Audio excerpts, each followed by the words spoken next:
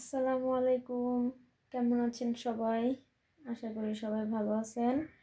আলহামদুলিল্লাহ আমিও ভালো আছি। আমি রেহানা মনি স্পেন থেকে বলছি। আপনারা কে কোথা থেকে আমার ভিডিওটি দেখছেন অবশ্যই কমেন্ট করে জানাবেন। আজকে সকাল থেকে কোনো কিছু শেয়ার করি নাই, তো এখন হচ্ছে বিকাল 4টা বাজে। তো দুপুরে খাওয়া দাওয়া শেষ করছি, একটু আগে সব কিছু গোছগাছ করে রাত্রের জন্য বা কালকের জন্য রান্না করব। এখানে সব কিছু গুছাই নেওয়া হয়েছে। এখন আজকে রান্না করব হচ্ছে রুই মাছ বেগুন আলু দিয়া, টমেটো দিয়া। আর এটা হচ্ছে বাঁশপাতা মাছ বা বাতাসি মাছ। এটাও আলু দিয়া রান্না করব, টমেটো আলু চচ্চড়ি করব। তো এখন এখানে চুলা বসাই দিছি। আপনাদের হচ্ছে মাছটাকে লবণ এবং হলুদ দিয়ে মাখায়া এটাকে ভাইজা নিব কড়া করে, আর এটাকে হচ্ছে মাইখা জুইকা বসাই দিব।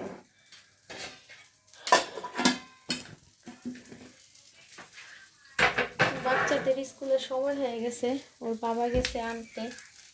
তো আমি এই ফাঁকে রান্না বান্না করে ফেলাই। বাহিরে বৃষ্টি হইতেছে, ভাবছিলাম বাহিরে যাব, আজকে একটু দরকার আছে, কিন্তু কাজটা হইল না।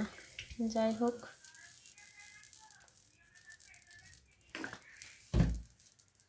রান্না বান্না শেষ করি। ভিডিওটি দেখতে হলে সাথেই থাকুন।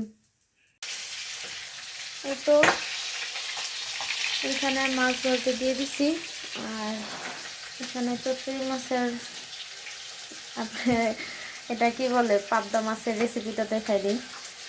পেঁয়াজ কুচি, আলু, মাছ, টমেটো, মরিচ গুঁড়া, হলুদ গুঁড়া, ধনিয়া গুঁড়া, লবণ, আদা রসুন পেস্ট, কাঁচামরিচ। এখন তেল একসাথে ভালো করে দিয়ে মাখাই নিব। সব একসাথে নিয়ে নিছি, দেখতেই পাচ্ছেন। এখন এগুলো সব মাখাই নিব। পেঁয়াজটা একটু ভালো করে চটকাবো।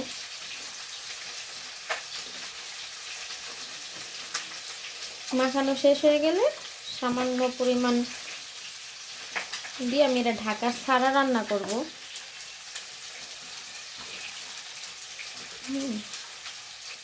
আমার এই মাছের তরকারিটা খুবই ভালো লাগে, বিশেষ করে এই মাছটা। তো বেশ পরিমাণে নিয়েছি। এগুলা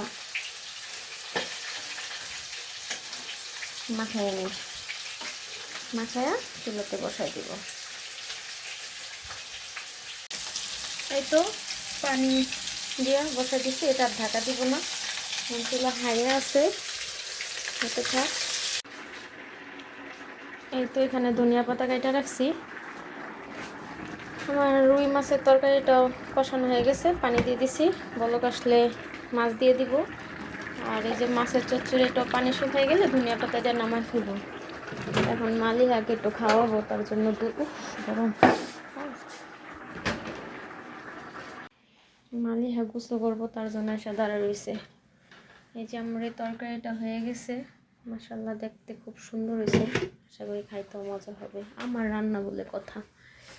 বাহিরে হচ্ছে বৃষ্টি, এখানে মাছের তরকারি হয়ে গেছে। সাইডে বসাইছি ডালটা সিদ্ধ হয়ে গেছে, এখন বাগার দিব। চলো তোমার গোসল করাই দিই, সামান্য দিও।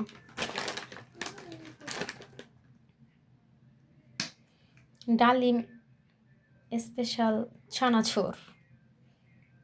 তেল দেওয়ার স্টাইল কি? বাইরে বৃষ্টি হইতাছে, ওই যে এর উঠাও। চানাচুর দাও, শসাইলে ভালো হতো, তাই না? শুধু চানাচুর মাখা খাইবা নাকি মুড়ি দিবা না? সাথে অল্প করে মুড়ি দাও, ভালো লাগবে। মুড়ির পোতলাটা দিবা। দিদি বড়গুলো আগে ছোটবেলা বাচ্চা হয়েছে। মজা তো, তেল লাগবে আরো। জাল গো মরিচ দিছো? তোমার লেগে জাল খেতে পারি না। দেখি কাটা কাটা না কাছে দাও। ওই দুইটা শেষ করে তো নিকরাই না এটা দাঁড়া ওইটা আমি আনতে লাগবো দিতেছি। এই যে এটা ক্লিপ মারো। এই তো টানা খেতো। টানা তো শেষ। সরষের তেল এই আল্লাহ ফালাইতাছো তো।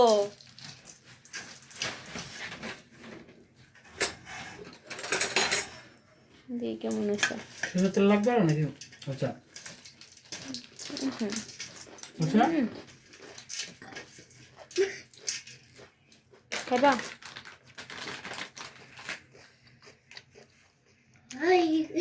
তোমার বিট লবণ কত ভালো লাগে? লবণ লবণ হলে ভালো লাগে না এই পারে না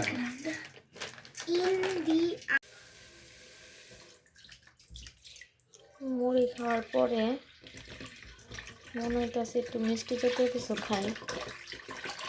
তো এখন বানাবো হচ্ছে ছানা। ছানাটা বানাবো হচ্ছে টক দই দিয়ে। দুধটা দিয়ে দিলাম।